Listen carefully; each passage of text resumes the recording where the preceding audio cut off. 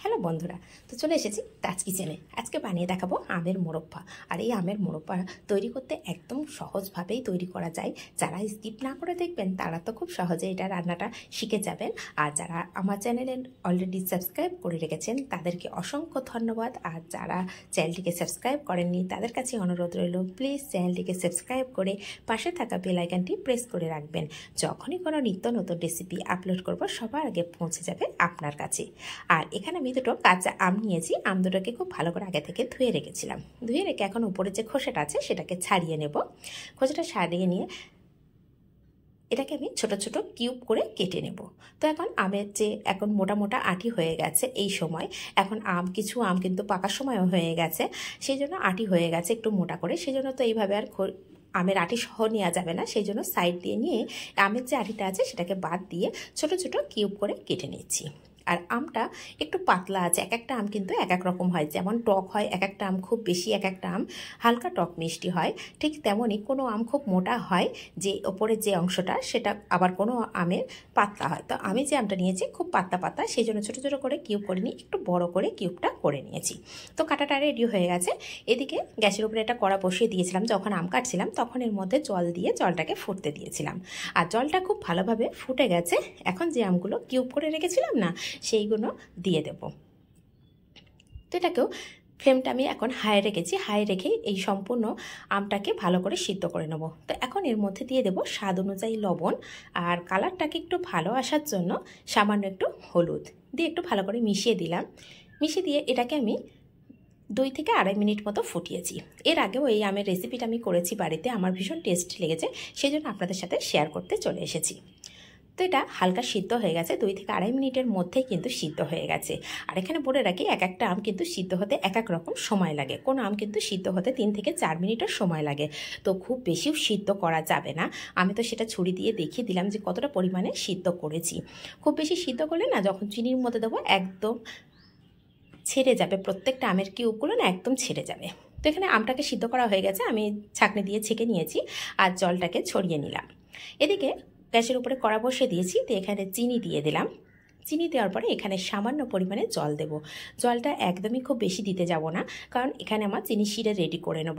আর এই চিনি শিরাটা রেডি করার জন্য খুব বেশি জলের প্রয়োজন হয় না, চিনিটা মেল্ট হওয়া পর্যন্তই রেখে দেব। তো এখন ফ্লেমটাকে আমি মিডিয়ামে রেখে চিনিটাকে মেল্ট হতে দেব। তো এখানে তার মধ্যে কিছু শুকনো মশলা দিয়ে দেব একটু ফ্লেভারটা ভালো আসার জন্য। তো এখানে আমি কিছুটা লং দিয়ে দিলাম, 4টে লং দিয়েছি, আর একটু দালচিনি দিয়ে দিলাম, আর 2টো এলাচ দিয়ে দিয়েছি। আর হাতের কাছে আমার কাছে কেশর আছে, সেজন্য সামান্য একটু দিয়ে দিয়েছি। এতে করে দেখতেও একটু কালারটা ভালো আসবে আর টেস্টটাও একটু অন্যরকম হবে, সেজন্য সামান্য হাতের কাছে ছিল সেজন্য দিয়েছি। যদি হাতের কাছে না থাকে অবশ্যই স্কিপ করে যেতে পারেন। তো এইভাবে নাড়াচাড়া করে চিনিটাকে মেল্ট করে নেব। আর এটা শিরাটা হতে এক এক সময় এক এক রকম সময় লাগে। তো এখানে চাইলে হাই ফ্লেমও দিতে পারেন, তো আমি এখানে মিডিয়াম ফ্লেমেই শিরাটাকে রেডি করে নিয়েছি। আর এটা কিন্তু মাঝের মধ্যেই চেক করে নিতে হবে।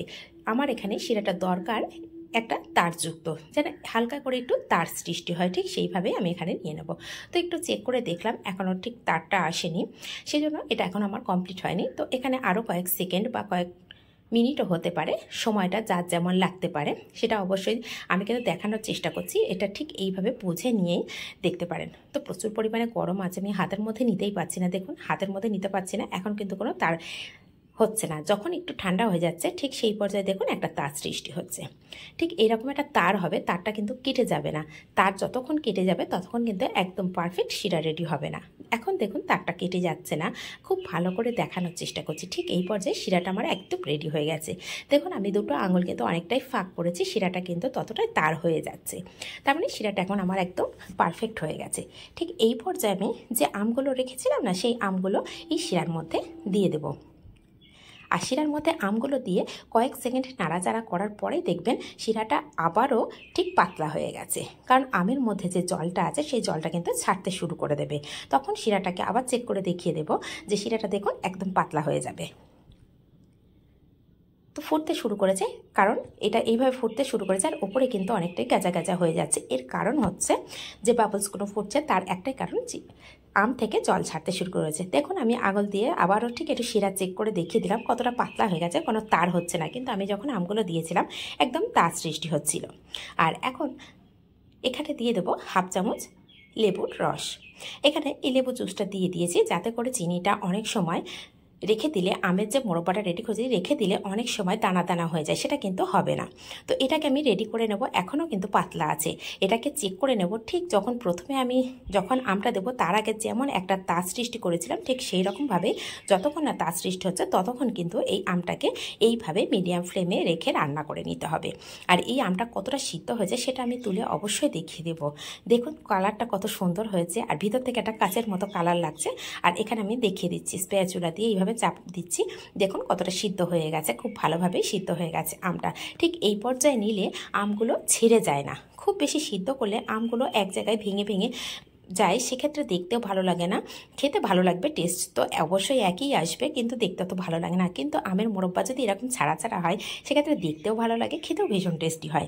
একবার হলেও বাড়িতে এইভাবে বানিয়ে দেখতে পারেন, আর যদি এইভাবে বানান কমেন্ট করতে কিন্তু একদমই ভুলবেন না। তো দেখুন আবারও আমি অনেকক্ষণ পরে এটা চেক করেছি, চেক করে দেখুন আবারও একটু সামান্য তার সৃষ্টি করে নেবো। তো এখনও কিন্তু ঠিকঠাক হলো না, যখন এটা একদম একটু তার সৃষ্টি হবে ঠিক সেই পর্যায়ে এটাকে আমি অফ করে দিয়েছি। তো গ্যাসের ফ্লেমটাকে অফ করে এখন আমি সার্ভ করে দেখাচ্ছি।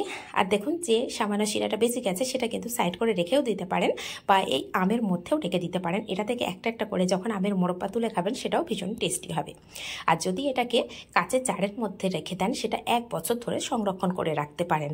আর কাচের জারে যদি রাখেন সেক্ষেত্রে কাচের জারটা ভালো করে ধুয়ে পরিষ্কার করে সেই কাচের জারের মধ্যে খেয়াল রাখতে হবে যেন কোনো জল না থাকে। যদি একটা ফোঁটাও জল থাকে না সেক্ষেত্রে এই মোরব্বাটা একদমই ভালো থাকবে না, কয়েক মাস ভালো থাকার পরেও এই মোরব্বাটা একদমই খারাপ হয়ে যাবে। সেই জন্য চেষ্টা করবেন যেন জল না থাকে। যে কাচের বয়াম রাখবেন বা যেটার মধ্যে রাখবেন অবশ্যই চেষ্টা করবেন কাচের বয়ামের মধ্যে রাখলে, কাচের পাত্রের মধ্যে রাখলে এটা অনেক দিনই ভালো থাকে।